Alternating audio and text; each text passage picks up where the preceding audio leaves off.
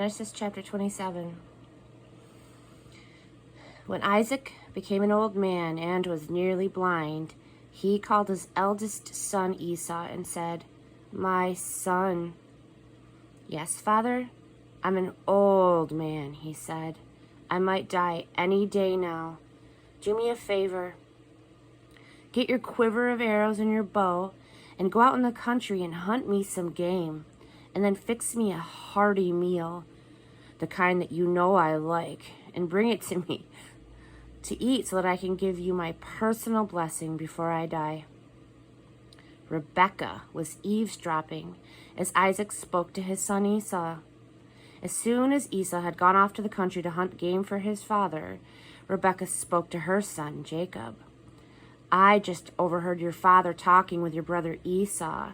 He said, 'Bring me some game and fix me a hearty meal so that I can eat and bless you with God's blessing before I die.' Now, my son, listen to me. Do what I tell you.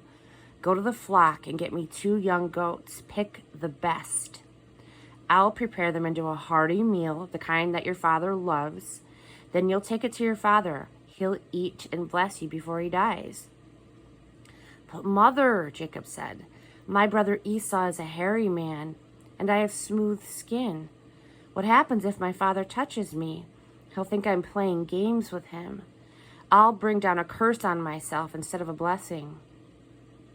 "If it comes to that," said his mother, "I'll take the curse on myself. Now, just do what I say. Go and get the goats."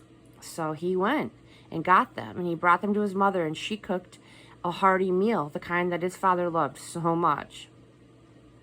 Rebekah took the dress-up clothes of her older son Esau and put them on her younger son Jacob.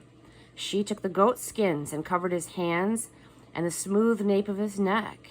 And then she placed the hearty meal she had fixed and fresh bread she'd baked into the hands of her son Jacob. He went to his father and said, "My father." "Yes," he said, "which son are you?" Jacob answered his father, "I am your firstborn son Esau. I did what you told me. Come now, sit up and eat of my game so that you can give me your personal blessing." Isaac said, "So soon? How did you get it so quickly?" "Because your God cleared the way for me." Isaac said, "Come close, son, let me touch you. Are you really my son Esau?"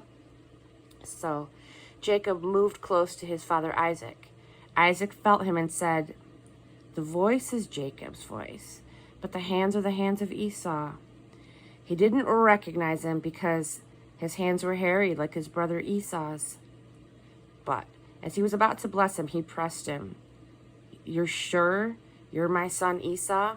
"Yes, I am."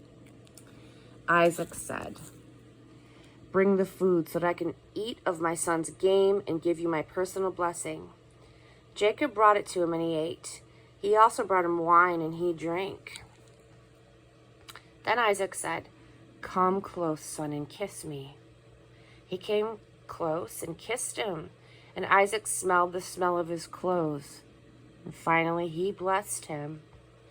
The smell of my son is like the smell of the open country, blessed by God. May God give you of heaven's dew and earth's bounty of grain and wine. May peoples serve you and nations honor you. You will master your brothers, and your mother's sons will honor you. Those who curse you will be cursed, and those who bless you will be blessed." And then, right after Isaac had blessed Jacob and Jacob had left, Esau showed up from the hunt. He also had prepared a hearty meal. He came to his father and said, "Let my father get up and eat of his son's game, that he may give me his personal blessing." His father Isaac asked, "And who are you?"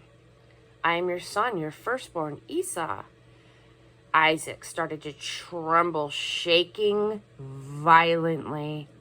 He said, "Then who hunted game and brought it to me? I finished the meal just now before you walked in, and I blessed him. He's blessed for good." Esau, hearing his father's words, sobbed violently and most bitterly and cried to his father, "My father, can't you also bless me?" "Your brother," he said, "came here falsely and took your blessing." Esau said, "Not for nothing he was named Jacob the heel. Twice now he's tricked me. First he took my birthright, and now he's taken my blessing." He begged, "Haven't you kept back any blessing for me?" Isaac answered Esau, "I've made him your master, and all of his brothers his servants, and lavished grain and wine on him. I've given it all away. What's left for you, my son?" "But don't you have just one blessing for me, father? Oh, bless me, my father, bless me." Esau sobbed inconsolably. Isaac said to him, "You will live far from earth's bounty, remote from heaven's dew. You'll live by your sword, hand to mouth, and you'll serve your brother. But when you can't take it anymore, you'll break loose and run free." Esau seethed in anger against Jacob because of the blessing his father had given him. He brooded, "The time for mourning my father's death is close, and then I'll kill my brother Jacob." When these words of her older son Esau were reported to Rebekah, she called her younger son Jacob and said, "Your brother Esau is plotting vengeance against you.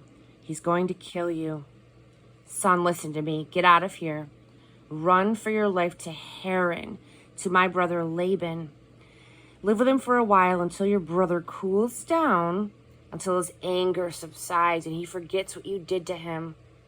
I'll then send for you and bring you back. Why should I lose both of you on the same day?" Rebekah spoke to Isaac, "I am sick to death of these Hittite women. If Jacob also marries a native Hittite woman, why live?"